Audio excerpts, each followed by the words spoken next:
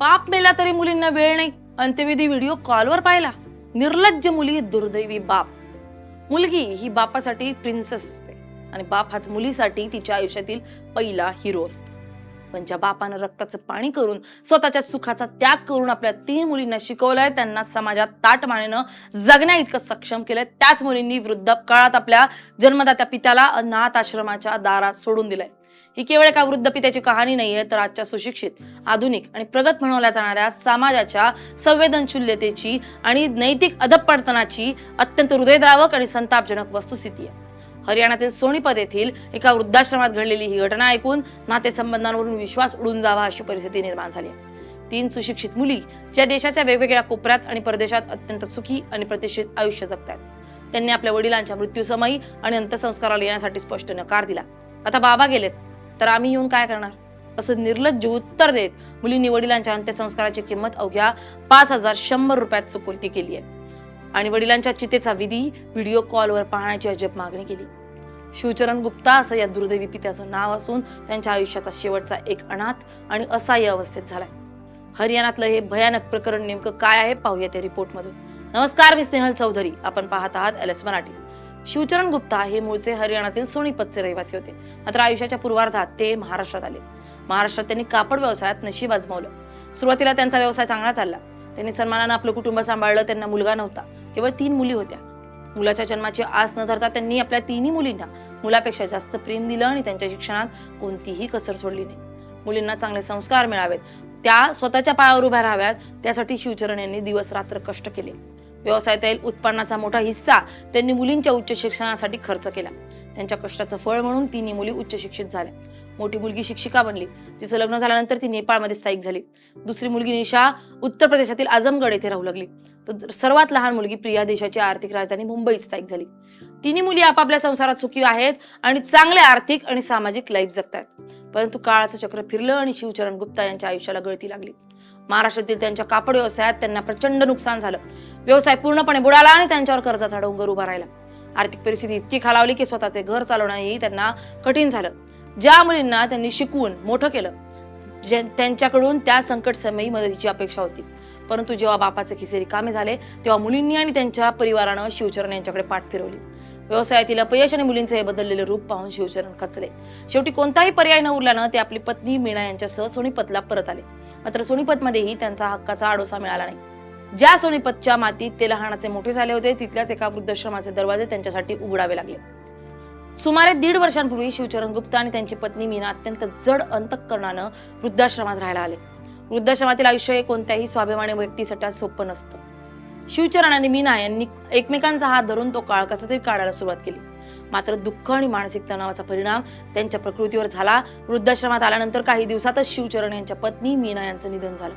मीना यांच्या निधनानं शिवचरण पूर्णपणे एकटे पडले. त्यांच्या आयुष्याचा एकमेव आधारही हिरावला गेला होता. पत्नीच्या जाण्यानंतर त्यांचं मानसिक स्वास्थ्य अधिकच बिघडलं. ते दिवसभर अस्वस्थ राहायचे. त्यांच्याकडे एक मोबाईल फोन होता, ज्याच्या माध्यमातून ते आपल्या मुलींशी संपर्क साधण्याचा प्रयत्न करायचे. मुलींनी आपल्याला भेटायला यावं, आपल्याशी 2 शब्द प्रेमानं बोलावेत, एवढीच त्यांची माफक अपेक्षा होती.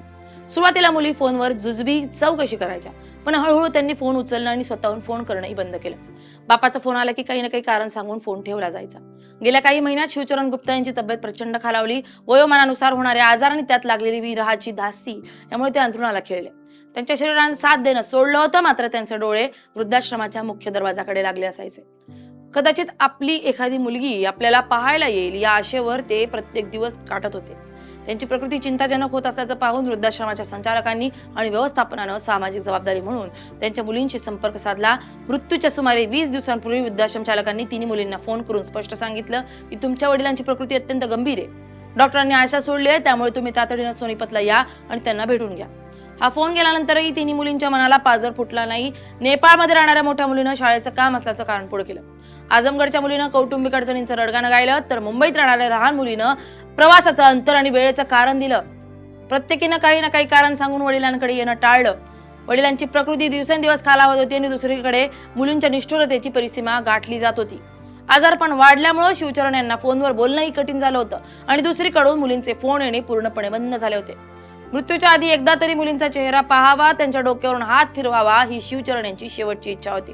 परंतु त्या नराधम मुलींना आपल्या जन्मदात्यासाठी काही तास काढणंही शक्य झालं नाही. अखेर मुलींची वाट पाहतच शिवचरण यांनी आपल्या वृद्धाश्रमात प्राण सोडले. शिवचरण गुप्ता यांच्या निधनानंतर वृद्धाश्रम प्रशासनानं पुन्हा एकदा त्यांच्या तिन्ही मुलींशी संपर्क साधला. बापाचा मृत्यू झाल्याचा ऐकूनही मुलींच्या डोळ्यात अश्रू आले नाहीत की त्यांच्या मनात पश्चाताप झाला नाही. वृद्धाश्रमाच्या संचालकांनी अतिशय संवेदनशीलतेनं मुलींना विचारलं की जर तुम्ही तिघी अंत्यसंस्कारासाठी येत असाल तर आम्ही तुमच्या वडिलांचा मृतदेह शासकीय रुग्णालयाच्या शवागारात सुरक्षित ठेवतो. तुम्ही आल्यानंतर सन्मानाने त्यांचा अंत्यविधी करा. कोणत्याही मुलासाठी किंवा मुलीसाठी ही अत्यंत भावनिक आणि शेवटची संधी असते. परंतु या मुलींनी जे उत्तर दिलं ते ऐकून वृद्धाश्रम चालकही सुन्न झाला. तिन्ही मुलींनी सोनीपतला येण्यास स्पष्ट नकार दिला. त्यांनी सांगितलं की आमच्याकडे सध्या अजिबात वेळ नाहीये, आम्ही एवढ्या लांब येऊ शकत नाही.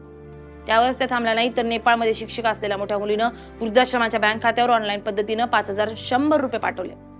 तिने प्रशासनाला सांगितलं की हे पैसे ठेवा आणि वडिलांचे अंत्यसंस्कार जे काही विधी असतात ते उरकून घ्या.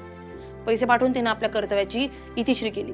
एका शिक्षिकेनं जी समाजाला नैतिकतेचे धडे शिकवते, तिनं आपल्या वडिलांच्या मृतदेहाची विल्हेवाट लावण्यासाठी 5,100 रुपयाची किंमत ठरवली आहे. तिनं वृद्धाश्रमाकडे आणखी एक मागणी केली. जेव्हा तुम्ही अंत्यसंस्कार कराल तेव्हा आम्हाला व्हिडिओ कॉल करा किंवा त्याचे व्हिडिओ आणि फोटो काढून आम्हाला पाठवा, जेणेकरून आम्हाला समजेल की अंत्यसंस्कार झालेत. तंत्रज्ञानाच्या या युगात नात्यांचं किती विद्रुपीकरण झालंय याचं हे जिवंत उदाहरण आहे. चितेची आग आणि बापाचं जळणारं शरीर त्यांना प्रत्यक्ष पाहायचं नव्हतं तर मोबाईलच्या स्क्रीनवर एका सिनेमासारखं पाहायचं होतं. वृद्धाश्रम चालकांनी मुलींच्या या नकारानंतर अत्यंत दुःखी मनानं स्वतः शिवचरण गुप्ता यांच्यावर अंत्यसंस्कार करण्याचा निर्णय घेतला. सोनीपतच्या स्मशानभूमीत वृद्धाश्रमाच्या कर्मचाऱ्यांनी आणि काही स्थानिक नागरिकांनी येऊन शिवचरण यांच्या मृतदेहाला मुखाग्नी दिला. जो बाप आपल्या तिन्ही मुलींच्या खांद्यावर शेवटचा प्रवास करण्याची अपेक्षा बाळगून असेल त्याला अनोळखी लोकांच्या खांद्यावर स्मशानभूमीत जावं लागलं. अंत्यसंस्काराच्या वेळी मुलींच्या मागणीनुसार त्यांना व्हिडिओ कॉल करण्यात आला. मोबाईलच्या कॅमेऱ्यासमोर वडिलांची चिता जळताना तिन्ही मुली आपापल्या घरात बसून पाहिली. हा क्षण जणू नात्यांना काळीमा फासणारा होता. अंत्यसंस्कार झाल्यानंतर दुसऱ्या दिवशी हिंदू धर्मशास्त्राप्रमाणे अस्थि गोळा करण्याचा विधी असतो.